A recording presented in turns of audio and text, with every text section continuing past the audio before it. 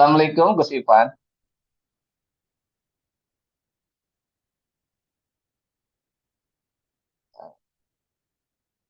Assalamualaikum Gus.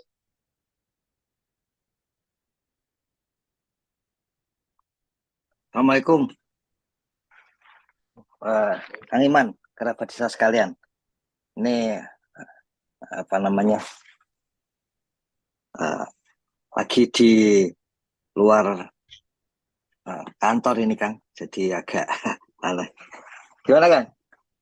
Oke, terima kasih Gus. Ini tadi sedikit saya membuka sebuah prolog bahwa pendapatan asli desa itu adalah di antaranya yang kita soroti tentang hasil kekayaan desa karena apa namanya lebih identik kekayaan PADES itu ya kekayaan desa. Padahal kita ketahui sumber-sumbernya itu yang bisa saya catat adalah ada hasil usaha desa, mungkin di situ memiliki BUMDes ataupun yang lainnya gitu. Terus hasil swadaya dan partisipasi masyarakat dan ini yang di poin hasil swadaya dan partisipasi masyarakat ini yang sering sekali seperti kita ketahui di Monevidi itu banyak nilainya nol gitu. Nah ini kan menjadi sebuah pemikiran bagaimana cara solutifnya dan ada hasil gotong royong dan terakhir adalah ini pendapatan aktivitas yang sah.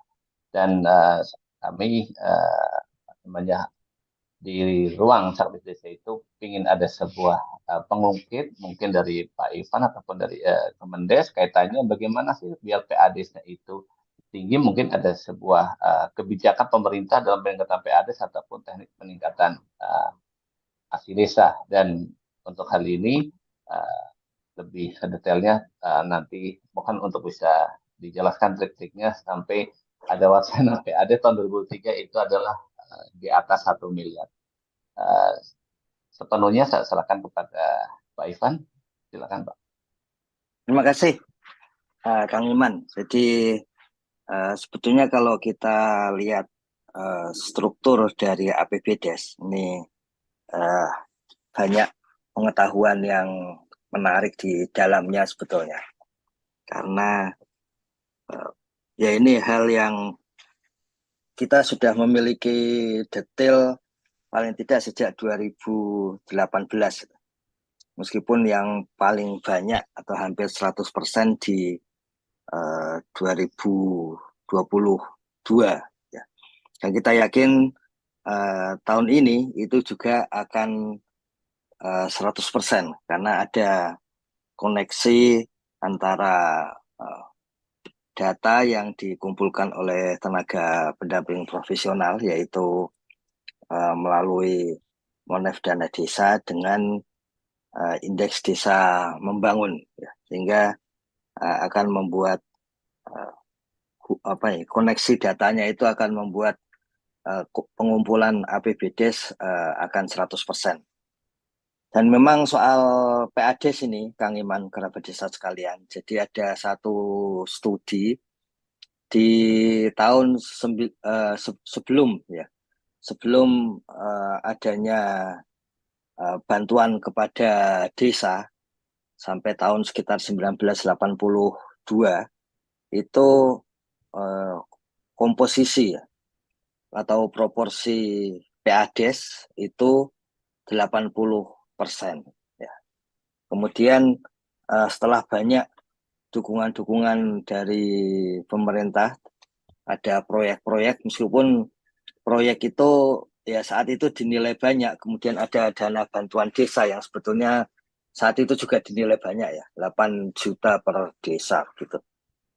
Itu PADes kemudian proporsinya turun ke 20%. Jadi turunnya drastis itu. Kalau dulu warga desa yang mendanai pemerintahan desa, gerakan menjadi pemerintah desa, kemudian setelah tahun 82 itu jadi sebaliknya. Terutama pemerintah pusat yang mendanai jalannya pemerintahan desa. Makanya sebagian ada yang menganalisis bagaimana desa semakin, ada yang mengatakan terkooptasi, ada yang mengatakan apa namanya itu, ya dia diperintah kemudian menimbulkan banyak pertentangan. Saat itu ada yang punya analisis bahwa konflik-konflik pilkades itu disebabkan oleh itu. Sama seperti sekarang, orang ada yang punya analisis dengan adanya dana desa, maka konflik pilkades menjadi lebih tajam.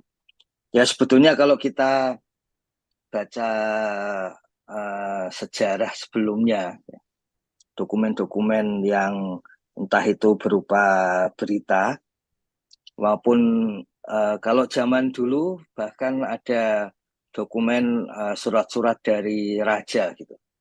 Kalau ada konflik setelah kades baru ditentukan oleh raja misalnya gitu. Jadi sebetulnya konfliknya itu kalau kita baca ya sejauh yang ditulis karena kan tidak mengalami sendiri masa itu.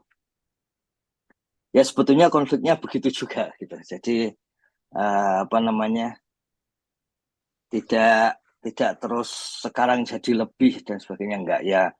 Cuman modelnya tentu saja berbeda. Ya. Maksudnya berbeda itu ya apa namanya itu kalau sekarang pakai medsos sudah pasti. Kalau dulu zaman Orde zamannya Bung Karno itu tercatat misalnya kalau pas ada rapat-rapat menjelang pilkades itu saling apa namanya sindir dan sebagainya seperti itu. Tapi ya konfliknya lebih banyak seperti itu sih. Yang dicatat oleh Clifford Geertz itu misalnya ya saling bantah membantah, tapi kemudian setelah pilkades ada seorang tua yang dicatat oleh Geertz mengatakan sekarang saatnya kita rukun kembali, meskipun tidak akan cepat juga gitu. Ya itu. Nah, setelah ada dana desa, itu kemudian merosot PADES dari yang 20% menjadi 4%. Nah, kita sebetulnya lebih enak menduga bahwa itu sebetulnya bukan karena partisipasi masyarakat turun dalam persentase ya. Karena dari segi absolut jumlahnya relatif ya seperti segitu-gitu aja gitu. Jadi persentasenya turun itu justru karena lebih banyak dana masuk ke pemerintah desa. Sehingga pernah ada yang menganalisis kenapa posisi tokoh-tokoh formal di desa semakin kuat, karena hampir semua urusan pembangunan desa dan dana-dana pembangunan itu masuk secara formal, sehingga menguatkan posisi tokoh-tokoh formal ketimbang tokoh-tokoh informal. Tapi kalau kita sering lihat laporan-laporan dari apa namanya itu misalnya dari pesantren gitu. Sebetulnya tokoh informalnya juga makin kuat juga karena terutama ketika mereka memiliki patron yang ada di parlemen baik itu di kabupaten kota, provinsi maupun di tingkat pusat. Gitu. Jadi perlu hati-hati. Memang enak sih kalau menganalisis karena kan pasti cari yang paling ujung gitu. Kalau istilah dari Max Weber itu cari tipe ideal, diruncingkan sampai ke analisis yang paling ujung sehingga lebih mudah untuk dibuat analisis. Di lapangan tentu saja tidak seperti itu, hampir semuanya ya abu-abu, agak ke kiri, agak ke kanan seperti itu. Nah, satu hal yang relatif tetap itu ternyata tadi PADES, meskipun jumlah nasionalnya itu cenderung turun, ya. Meskipun turunnya itu sedikit, tapi persentasenya dari 4% sekarang menjadi hampir selalu di sekitaran 3%. Persentasenya cenderung turun, jumlahnya juga cenderung turun. Ya. Jadi kalau jumlahnya cenderung turun itu meskipun turunnya nggak sedikit, nggak banyak gitu ya, karena ya di sekitar 3% itu. Tapi kalau kita buat grafik itu ya sedikit menurun gitu. Nah, apakah itu artinya warga sudah semakin tidak peduli? Itu bukan sesuatu yang mudah untuk dianalisis karena pilkades atau pemilihan pemimpin dengan partisipasi tertinggi itu tetap di desa gitu. Jadi ya mau nggak mau tidak akan terus tidak peduli. Rapat-rapat yang banyak diikuti oleh warga tentu saja paling banyak rapat di level RT, rapat di level desa gitu yang uh, kemudian sering dijadikan bahan oleh Bapak Menteri Desa, PDT dan Transmigrasi, contoh demokrasi yang lebih kuat. Ya gimana kita nggak kuat, orang itu di sekitar kita. Kalau nggak datang kan juga nggak enak. Gitu. Nah, dari yang sedikit itu kita coba lihat dari tahun 2018 itu jumlah desa yang PADES-nya sudah lebih dari 1 miliar itu ya di sekitar 150-an. Ya dulu pernah ada 150 sekian, 160 sekian, 140 sekian. Jadi ya di angka seperti itu. Kenapa dari 75 ribuan desa yang PADES-nya di atas 1 miliar kok cuman segitu? Ya. Itu juga mungkin ada pengaruh dari posisi pemerintahan saat ini yang dipegang oleh Bapak Presiden Joko Widodo, Jokowi. Karena kalau kita lihat yang menarik juga adalah struktur bagaimana sumber dari PADES yang di atas 1 miliar. Ini ada satu pola yang menarik juga. Dan penting bagi kita, nanti rekan-rekan sekalian kalau pas ada di wilayahnya coba dicek kalau PADES-nya di atas 1 miliar, kemudian apa yang dilakukan oleh desa. Ya. Kita bisa melihat perilaku dari desa itu melalui belanjanya. Ya, jadi kalau dapat lebih dari 1 miliar, belanjanya untuk apa? Nah, itu menunjukkan perilaku-perilaku yang kalau kita lihat di banyak desa, maka kita bisa aman menyimpulkan ini sepertinya ada perilaku struktural dari desa ketika dananya semakin tinggi. Gitu. Gampangnya begini, apakah dipakai untuk internal pemerintah desa, apakah dipakai untuk masyarakat, apakah dipakai untuk pembangunan fisik. Di Indonesia ini kadang pembangunan fisik itu diperlukan, tapi ketika dijalankan kemudian terlalu banyak kritikannya gitu. Jadi kenapa fisik melulu, kenapa masyarakat enggak ya? Tapi memang kondisinya terutama di desa membutuhkan itu, dan salah satu buktinya sudah kelihatan nilai IDM yang meningkat dengan cepat itu terutama adalah IDM di wilayah-wilayah yang paling ujung, wilayah terluar, wilayah terdepan, atau kita sering dengar 3T, itu IDM-nya meningkat, ya artinya laju ya, lajunya meningkat dengan lebih cepat itu di sana, karena kemudian bisa membuat fasilitas-fasilitas baru. Tapi kenapa semakin menurun? Oh ternyata makin sulit membangun fasilitas baru di sana. Gitu. Nah, untuk yang 1 miliar lebih, ini kan artinya kalau kita lihat secara umum itu kan punya pandangan, wah kalau PADES-nya sampai 1 miliar lebih berarti kemandirian dari fiskal desanya tinggi. Ya iya memang, cuman sumbernya dari mana? Jadi salah satu kritik yang diberikan kepada desa itu antara lain, boleh saja desanya makin maju, makin mandiri, tapi keuangannya kan makin tidak mandiri karena makin tergantung kepada pemerintah pusat dan pemerintah provinsi serta kabupaten.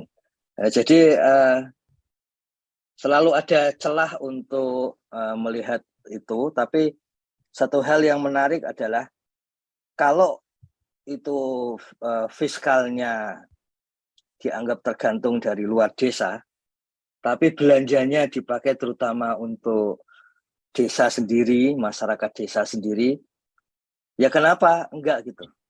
Silakan kita ambil uangnya, tapi kita pakai untuk kesejahteraan warga. Juga ada seperti itu. Nah itu semua sekarang bisa kita buktikan atas jasa para rekan-rekan tenaga pendamping profesional. Semua itu tidak lagi mengawang-awang langsung kita buktikan dengan data-data APBDes yang ada. Jadi apakah dana yang besar itu kemudian dipakai untuk warga atau tidak? Kalau kita lihat secara ringkas dulu, itu memang yang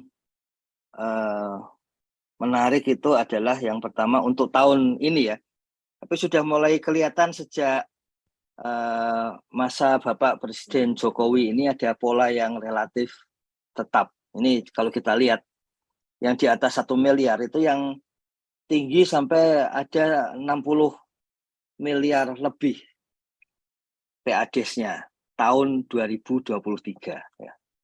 Tapi lainnya rata-rata ya yang kita lihat ya, memang itu di angka ya sekitar 1 miliaran PADES-nya. Jadi ini jenis desa-desa yang PADES tinggi dan kemudian di situ desa tersebut itu boleh kita katakan fiskalnya kemudian menjadi kuat ya.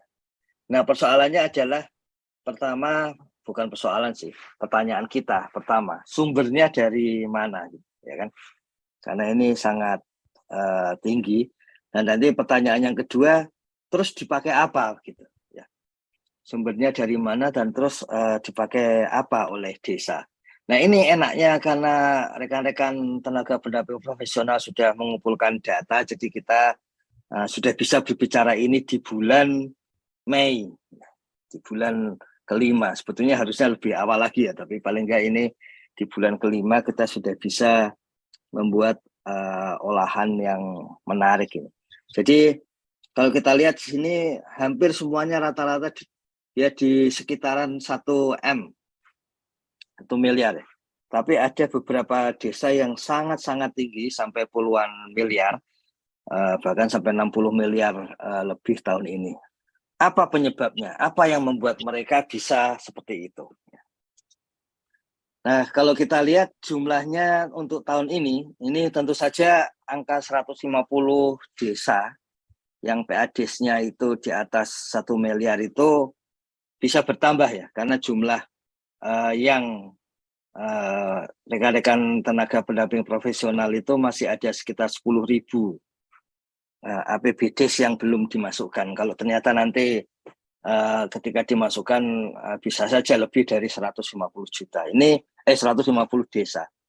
Untuk per hari ini itu ada 150 desa yang PADES-nya di atas 1 miliar. Ya. PADES yang tertinggi itu ada desa yang PADES-nya 61 miliar 390 juta 174.977 rupiah. Angkanya bisa ganjil seperti ini ya, tapi itu angka yang teman-teman masukkan di Monef Dana Desa. Dan angka yang ganjil itu lebih masuk akal. Ini berarti persoalan perdagangan ini ya, sampai angkanya ganjil seperti itu. Kemudian yang PADES terendah di antara desa-desa yang PADES-nya di atas 1 miliar ya. Jadi ini 1 miliar 1.367.200 rupiah. Nah sumber utama ternyata kalau kita lihat itu adalah ada tanah desa yang kemudian dialihfungsikan untuk jalan tol. Ini yang membuat desa-desa memperoleh PADES yang sangat tinggi. Dan kemudian nanti kita perlu lihat kalau tiba-tiba dapat PADES seperti itu harus dipakai apa? Apakah benar kemudian dipakai untuk kepentingan dari kadesnya semata gitu, ataukah sambil memperhitungkan yang lain? Nah, itu pertanyaan-pertanyaannya seperti itu jadi menarik. Yang kedua adalah PADES itu diperoleh dari tanah desa. Nah, kita banyak berharap sebetulnya karena dari PADES yang tinggi itu ya kemudian berasal dari BUMDes. Ternyata juga kalau kita lihat sepertinya kalau kita lihat dari tahun ke tahun ini semakin menurun itu, semakin menurun persentase dana desa yang PADES tinggi yang diperoleh dari BUMDes. Ya. Ini semakin tinggi untuk yang lain. Gitu. Jadi ini desa-desa dengan PADES yang tinggi di atas 1 miliar seperti itu. Ada pertanyaan dari Ustadz Sam. Ini mungkinkah mereka menggunakan bunga dari bank? Ya. Sekarang nggak pakai mungkin-mungkinan. Nanti kita coba cek apakah ada yang itu dilakukan untuk pembiayaan dan kemudian ada bunga bank di sana atau tidak gitu ya. Nanti kita bisa cek lebih lanjut. Kemudian kalau kita lihat ya, apakah di semua daerah demikian ya, ternyata juga tidak gitu ya. Nah, kalau tidak itu yang menarik adalah kenapa tidak seperti itu gitu. Kenapa tidak seperti itu dan kenapa cuman sebagian yang banyak atau yang ada desa dengan PADES di atas 1 miliar gitu. Kalau ternyata itu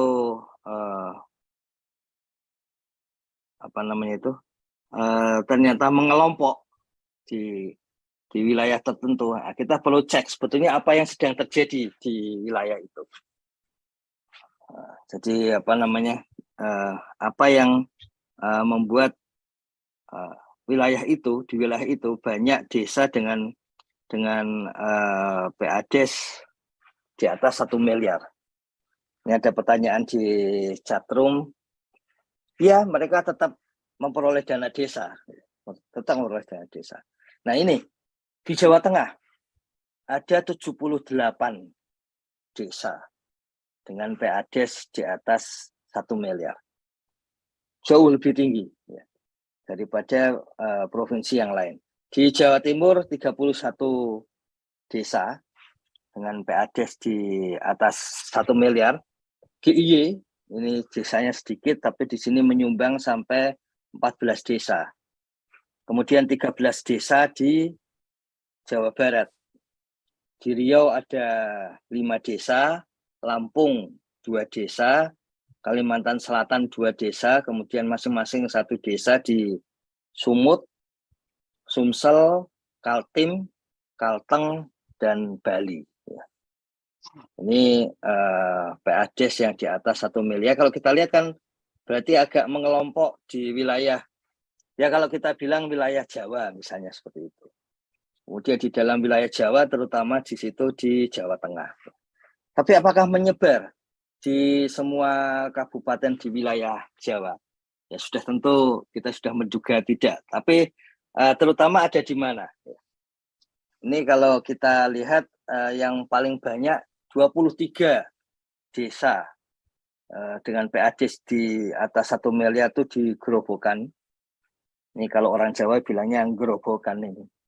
Ini 23 desa, kemudian Cilacap 15 desa, kemudian Kediri Jawa Timur 13 desa, Boyolali ini 10 desa. Kita bisa menduga ini kalau Boyolali ini jangan-jangan kena jalan tol Solo Jogja ini. Kemudian Sleman ini ujungnya Jogja yang kena jalan tol.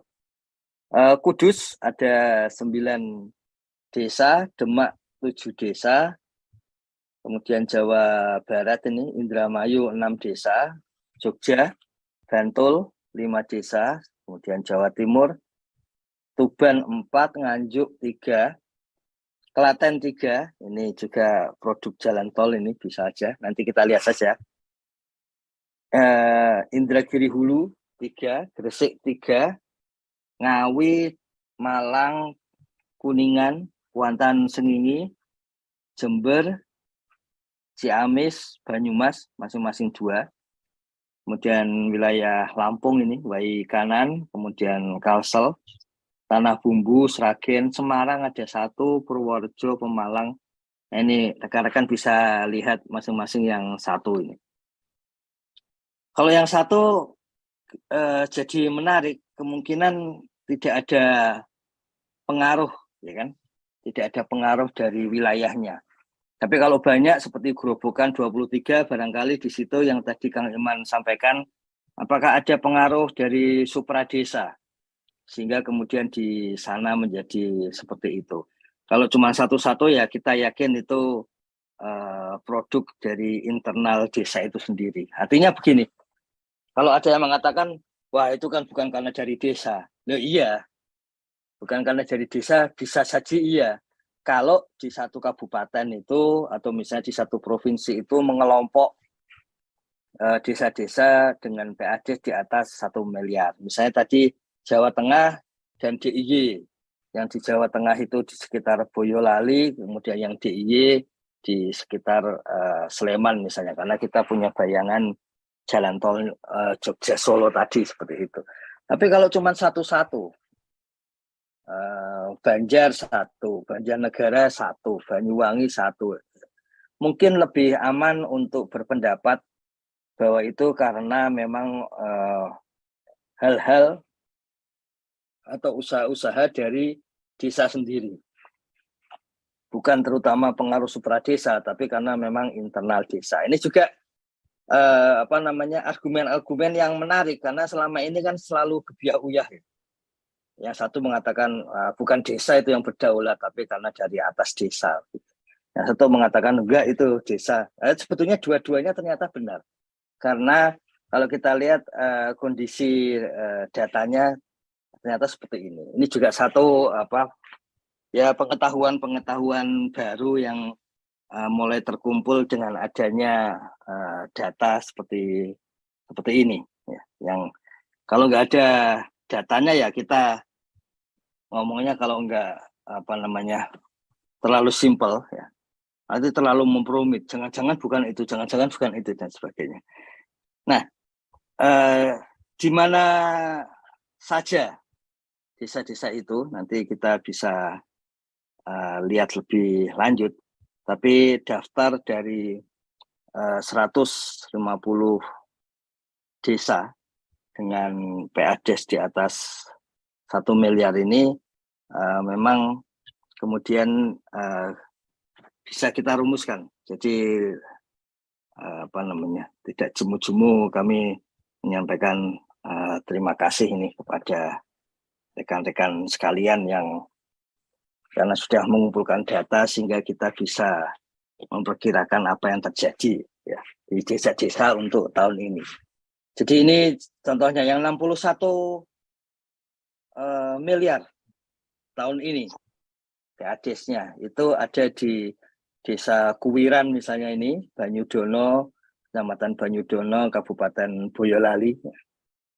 Kemudian di Desa Tambak Rejo, Kecamatan Tempel Sleman, ini 48 miliar PADES-nya. Di Guwo Kajen, Kecamatan Sawit, Kabupaten Boyolali, 28, ini hampir 29 miliar ini PADES-nya. Ada beberapa desa yang dari tahun ke tahun PADES-nya itu relatif tinggi. Misalnya yang karena muncul tiap tahun kita selalu bisa lihat misalnya ini Panggung Harjo, Kecamatan Sewon, Kabupaten Bantul. Coba kita lihat yang lain. Oh, sekarang sudah nggak masuk. Biasanya Pujon Kidul itu juga masuk sering dengan PADES di atas 1 miliar. Kalau ini Panggung Harjo PADES-nya 1 miliar persis. Dia pernah di tahun-tahun yang lalu itu PADES-nya saja lebih dari 3 miliar. Tapi kalau sekarang ini kalau kita lihat ternyata 1 miliar. Nah, sekarang kita saatnya melihat ini Desa Kuwiran, Banyudono, Kabupaten Boyolali. Ya. Seperti apa itu? Isinya itu. Ya. Sehingga kondisinya bisa seperti itu. Jadi tidak pakai alasan macam-macam kita langsung lihat saja ini. Tadi mana itu Boyolali, Banyudono ya. Kemudian desa Kuwiran. Atau kita jangan lihat ke sini dulu.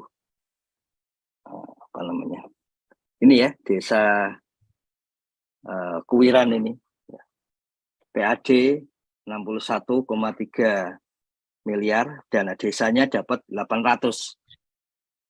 Kita punya patokan, kalau dana desa di bawah rata-rata 930-an juta lah per desa. Itu kita agak yakin di sini masyarakatnya relatif sejahtera. Karena dana desa itu kalau di atas rata-rata biasanya ukuran dari Kementerian Keuangan karena di situ banyak keluarga miskin. Kalau tidak banyak keluarga miskin nanti di bawah rata-rata. Itu kira-kira cara melihat untuk mudahnya seperti itu. Kemudian ADD ini juga banyak 456 juta. Ya. Kemudian dan lain-lain ini 3 juta, ini juga menarik ini. Kalau ada dan lain-lain kita bisa berharap ada pengaruh dari, ya meskipun ini sangat sedikit ya, ada pengaruh dari swasta. Dan kemudian dipakai terutama untuk apa? Dari PADES yang banyak itu. Ini ternyata penyelenggaraan pemerintahan desa itu proporsinya sangat-sangat tinggi. Ya. 61,9 miliar ya, dipakai untuk di sana. Jangan terlalu berprasangka dulu, nanti kita lihat isinya. Ya. Ini kan karena pengelompokannya 4 gitu, bukan berarti hanya untuk pemerintah desa, kita perlu melihat isinya. Ini enaknya data Kementerian Desa pada saat ini ya seperti ini. Jadi tidak pernah lagi langsung pakai alasan-alasan yang abstrak macam-macam, langsung saja kita lihat dalamnya. Kemudian untuk pembangunan desa ini 1 miliar digunakan, pembinaan kemasyarakatan ini 49 juta, pemberdayaan 71 juta, penanggulangan bencana 160 juta. Jadi pembangunan desa sampai 1 miliar ya. Nah, kemudian untuk pengeluaran ini ada 7 juta ya. Kemudian lebih banyak dipakai untuk hal-hal yang lain. Ini kan nah, kita lihat di dalamnya terutama dipakai untuk apa. Kalau kita lihat di dalamnya ini nggak kelihatan. Kenapa bisa nggak kelihatan? Karena kayaknya dinilai terutama tidak masuk di tertentu. Ini pendamping memasukkannya di peta desa dan tata ruang ini karena agak kalau kita lihat rincian pengeluarannya nanti ya, itu memang agak sudah kita duga sih, cuman mungkin karena tidak masuk di kolom-kolom yang ini, jadi dimasukkan ke peta dan tata ruang. Harusnya sih tidak sih, tapi ya kita bisa, karena ini jumlahnya cuma sedikit, kita pada waktu analisis bisa kita sesuaikan gitu. Kenapa masuknya ke situ? Nah, kemudian karena di sini tadi sampai miliaran, kita coba lihat masuknya kemana. Nah, ini sudah benar. Di sini masuk infrastruktur karena ya memang yang benar yang ini gitu. Cuman kenapa di dalam pengelompokan yang ini dimasukkan ke peta dan tata ruang. Makanya enaknya ada beberapa jenis pengelompokan kita bisa mengoreksi. Ini kalau kita lihat ini 59,4 miliarnya untuk infrastruktur dan inovasi desa sesuai kebutuhan. Benar ya. Ini apa namanya? Taggingnya benar yang bagian ini. Oke, sekarang kita coba lihat di dalamnya desa Kuwiran ini. Apakah benar PADES-nya tinggi? Ya, ini PADES-nya memang 61 miliar. Jelas bukan karena BUMDes, karena bagi hasil BUMDes-nya 0. Ya. Bukan karena BUMDes, ini tadi sudah kita lihat pendapatan lain-lain 3 juta. Ya. Nah, Untuk apa itu? Jadi salah satu indikasi apakah itu karena jalan tol? Karena ini kami mulai menyadari apa namanya itu alih fungsi lahan tanah kas desa karena jalan tol itu ya sejak 2018 itu ketika APBD sudah mulai terkumpul dan kemudian dari sana kita melihat oh bisa ya desa punya PADES di atas 1 miliar ya, tapi sumbernya apa? Nah di sini salah satu cara melihatnya itu apakah pengeluarannya, karena kalau di uh, di Kementerian Dalam Negeri itu kan memang pengeluarannya itu terutama kalau tanah kas desa digunakan, maka kemudian penggunaannya ya membeli lahan lain supaya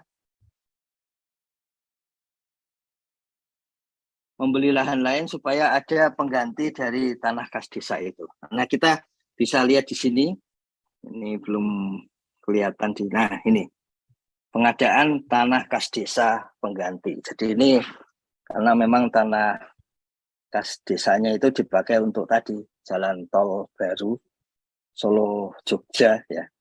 Kemudian di sini masih. Nah, disinilah tadi kenapa ini dimasukkan ke peta dan tata ruang. Mungkin juga karena tanah kemudian maka masuk ke tata ruang. Padahal ini sebetulnya tanah itu mengganti tanah kas desa, membeli tanah. Ini sudah benar ini yang daging ini yang ininya saja. Tapi atasnya kan ada, di atasnya ada pajak bumi dan bangunan, patok tanah kas desa dan sebagainya. Maka ya bisa dipahami juga kenapa kemudian punya pemikiran di tagging ke peta desa dan tata ruang. Nah ini, jadi dari sini ketika 59 miliar untuk pengadaan tanah kas desa, kita bisa yakin seperti itu. Nah dari sini juga kita tahu bahwa desa, paling tidak di sini desa Kuwiran ini ya, itu memang menggunakan puluhan miliar dari perolehan PADES itu adalah terutama dipakai untuk desa itu sendiri. Paling tidak di sini ada pengadaan tanah kas desa pengganti. Dan memang pengadaan tanah kas desa pengganti itu ya apakah dengan rupiah yang sama ataukah dengan luas yang sama. Sejauh kalau kita dulu ya bersama tim Kemendagri itu ya luasnya sama, cuman jadinya kan waktu itu ya agak sulit mencari ya, terutama di wilayah desa-desa yang perkotaan itu. Nah, apakah boleh membeli tanah kas desa di desa lain? Kalau sudah sulit membeli tanah kas desa di wilayah desanya sendiri, itu pemikiran-pemikiran lebih lanjut. Kalau sudah sulit cari tanah kas desa di desanya sendiri karena sudah padat gitu, bolehkah kita membeli di tempat lain dan itu menjadi tanah kas desa kita? Ini waktu itu sempat jadi pemikiran. Nah, di mana lagi nih belanja yang tinggi ya? Ini kan 61 baru dipakai 59 kan, masih ada 1 miliaran gitu lebih. Nah, kalau kita lihat di sini dari PAD ini, dari sumber PAD itu kemudian dipakai untuk penyediaan sarana perkantoran. Ini tentu saja tenaga pendamping profesional yang ada di wilayah ini yang lebih mampu menjelaskan. Tapi paling tidak tanah yang tadinya banyak itu ya dapat untuk PADES itu toh kembali lagi ke pembelian tanah itu. Jadi sisanya ini untuk ya meskipun banyak juga 1 miliar membeli sarana perkantoran, tentu saja itu uang yang sangat besar karena ini sama seperti dana desanya sendiri ya, melebihi malah. Kalau dana desanya kan 800 tadi, ini untuk sarana seperti itu. Jadi kira-kira kita mengetahui pola pikir desa bahwa Ya tanah kembali lagi ke tanah karena itu memang sudah aturan, luasnya juga harus relatif sama. Kemudian ketika ada lebih ternyata terutama digunakan untuk aspek pemerintahan desa ini. Nah, kalau kita kita coba lihat dengan jenis desa yang lain ini, Kang Iman, kerabat desa sekalian. Jadi tadi desa yang sangat banyak tadi PADES-nya yang lain, kalau kita lihat di sini itu yang sudah terkenal ini desa Sekapuk di Kecamatan Ujung Pangkah, Kabupaten Gresik, berarti di Jawa Timur. Kita tahu Sekapuk dengan objek wisata yang tadinya tempat sampah, tapi karena di situ ada wilayah seperti gunung yang apa namanya itu digunakan untuk kemudian diolah menjadi arena wisata. Nah, kita coba lihat bagaimana kondisi di desa Sekapuk. Tepatnya kondisi APBDes dari desa yang punya PADES di atas 1 miliar. Yang tadi Kang Iman sampaikan, bagaimana caranya?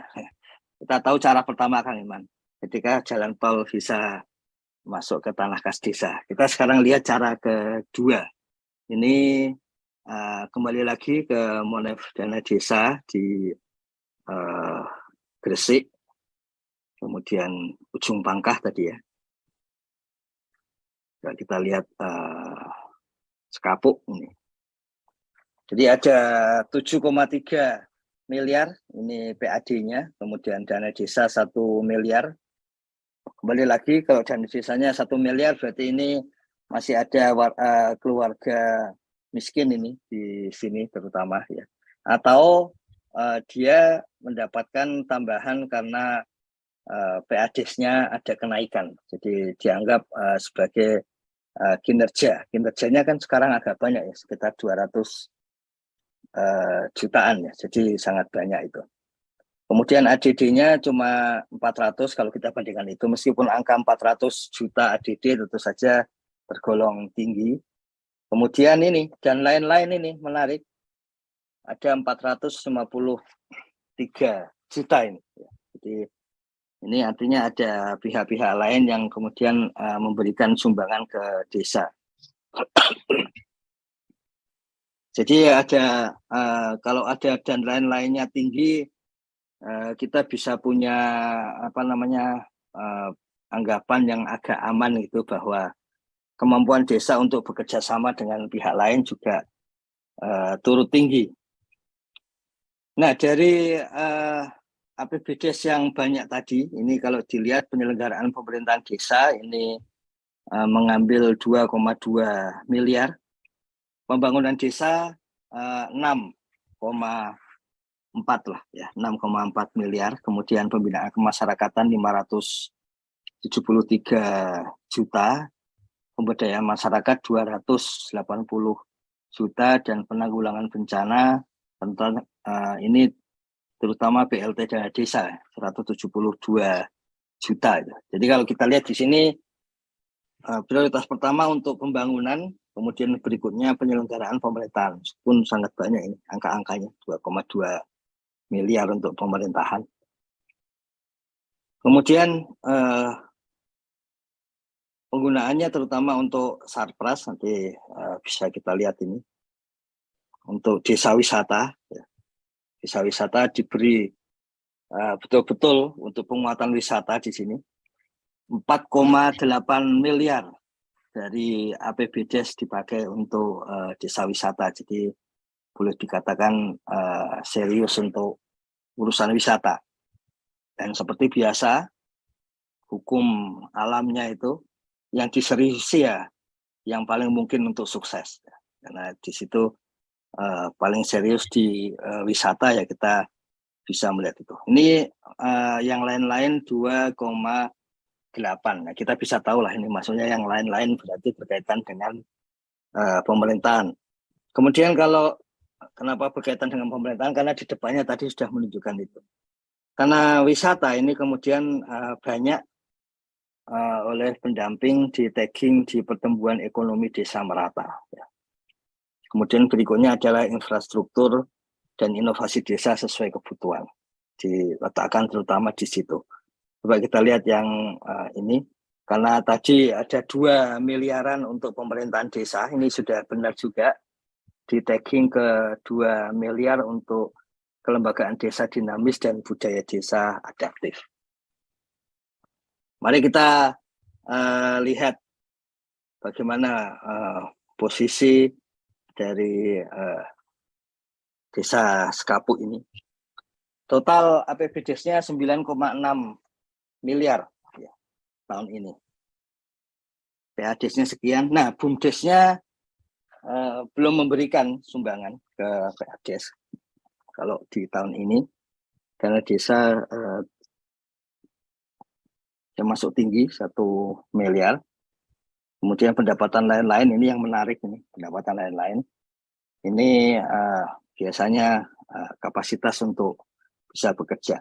Atau jangan-jangan BUMDes-nya masuk ke sini, harusnya masuk ke bagian bagi hasil BUMDes. Coba kita lihat, apakah desa ini punya bayangan ya, untuk investasi. Ini kalau kita lihat BUMDes-nya sih nggak masuk di sini. Investasinya kalau melihat ini masuk ke PADes, berarti kemungkinan dianggap dikelola langsung oleh pemerintah desa ini. Ya, pemerintah desa. Ada kelihatan di sini, coba kita lihat yang diutamakan oleh desa di bagian mana. Ini 17, 100 juta, 60 juta, 40. Ya, ini. Pembangunan atau rehabilitasi atau peningkatan sarana dan prasarana pariwisata milik desa. Jadi PAD, pendapatan asli desa, ini terutama digunakan untuk pariwisata dan dianggap milik desa.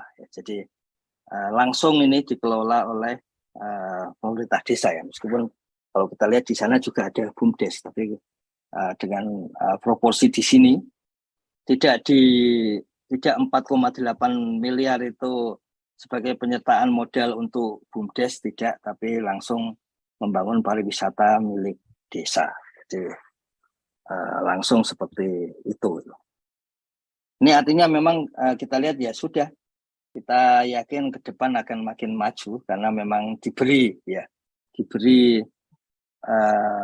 kalau istilahnya dulu Bapak Menteri Desa, Menteri Eko Putro Sanjoyo, kalau pengen maju ya kasih wewenang dan kasih anggaran yang tinggi. Ya, jadi desa sudah punya wewenang untuk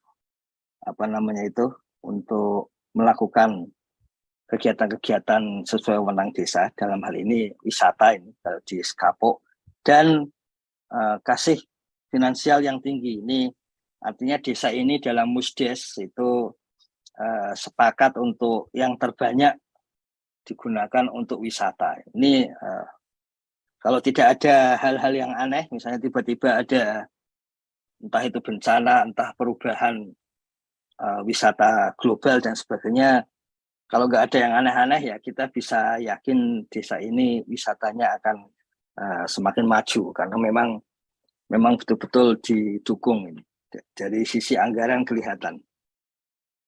Ini Silpa tahun sebelumnya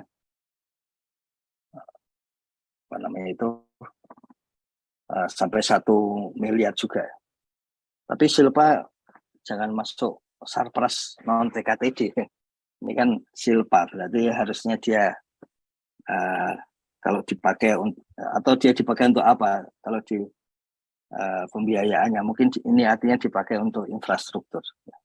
Nah, kemudian satu lagi tadi yang kita sudah kenal banyak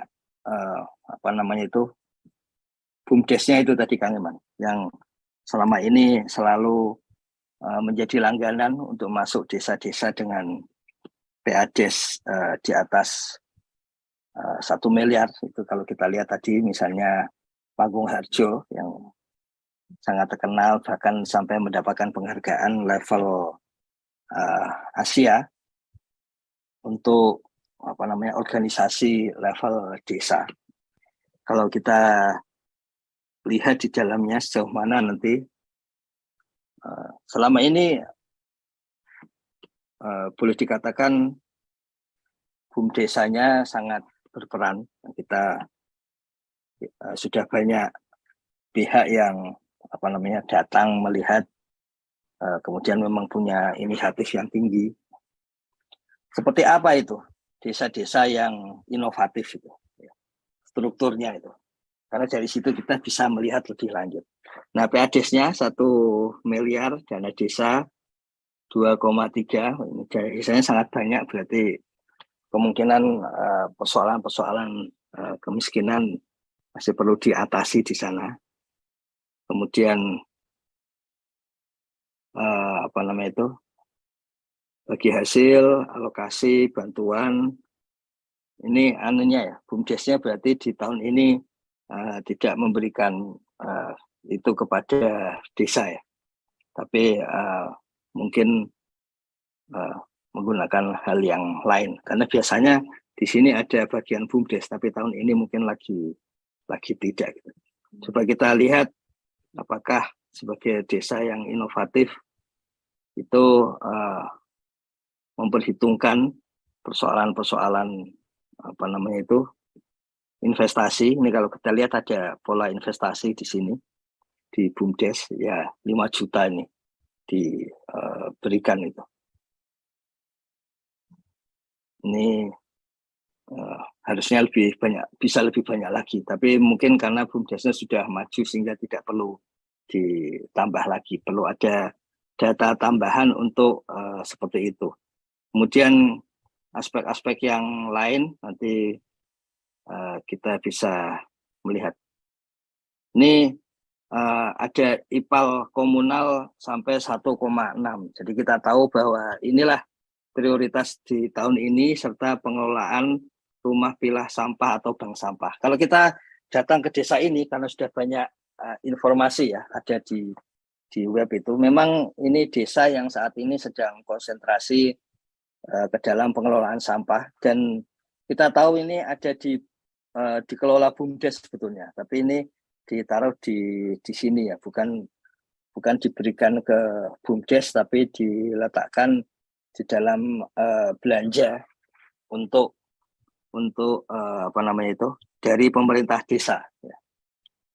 Jadi kita lihatlah ini persoalan IPAL komunal dan rumah pilah sampah ini yang menjadi prioritas utama dari desa. Nah, ini yang menarik. Jadi nanti kalau rekan-rekan sekalian punya data di level kecamatan, ternyata punya prioritas yang sama, yaitu kita bisa yakin kalau kita ingin membuat kawasan pedesaan yang berhasil, salah satu cara melihatnya ya kita melihat mana sih anggaran yang terbesar di dalam APBDes desa-desa kita di satu kecamatan, di satu kabupaten itu. Kalau memang banyak yang sama, itu peluang kita untuk mengajak bekerja sama antar desa untuk wilayah itu. Jadi dengan demikian menjadi lebih mudah lagi bagi desa untuk berkembang. Jadi masih banyak, Kang Iman, kerabat desa sekalian, pengetahuan yang bisa kita peroleh dari struktur APBDes ini.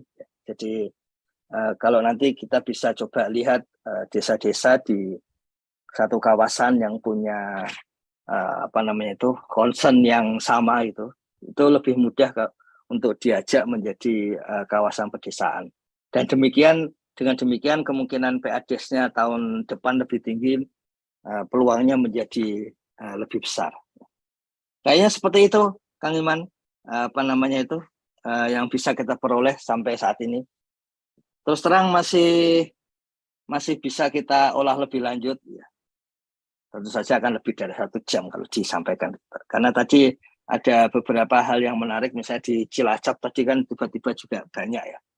Kemudian Boyolali mungkin tidak semua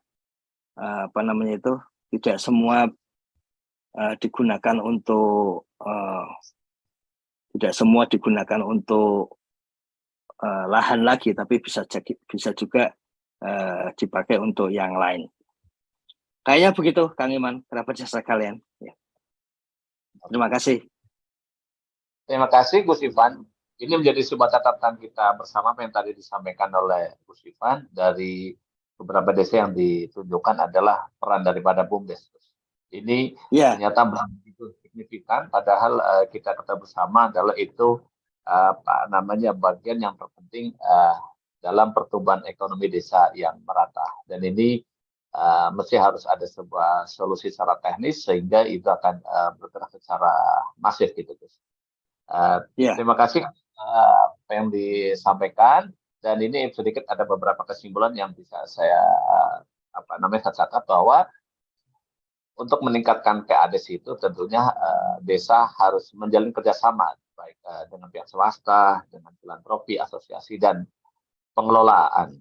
Terutama adalah kita tidak lupa, tadi mungkin belum disebutkan, kita di desa itu ada wajib pajak, Gus. Nah, di situ karena tadi disinggung adanya partisipasi masyarakat. Mungkin dalam bentuk-bentuk hal ini bisa menjadi pengungkit bahwa wajib pajak itu di desa perlu dimulai disondingkan gitu. Dan yang ketiga adalah melakukan monitoring dan secara rutin dan evaluasinya gitu. Dan ini menjadi bagian daripada kita sebagai TWP harus bisa memonitoring kegiatan yang bersumber dari PAD dan bagaimana PAD itu bisa meningkat, dan tentunya ada sebuah regulasi oleh beliau Binwas gitu ya, sehingga ini akan tertuju pada sebuah pencapaian kemajuan desa. Terima kasih Gus Ivan atas penjelasannya hari ini. Sebelum saya tutup, tentunya saya mengucapkan terima kasih. Selamat berjumpa kembali di ruang cakap SI Desa. Kita makin mantap, desa makin cakap. Salam SI Desa. Wassalamualaikum warahmatullahi wabarakatuh.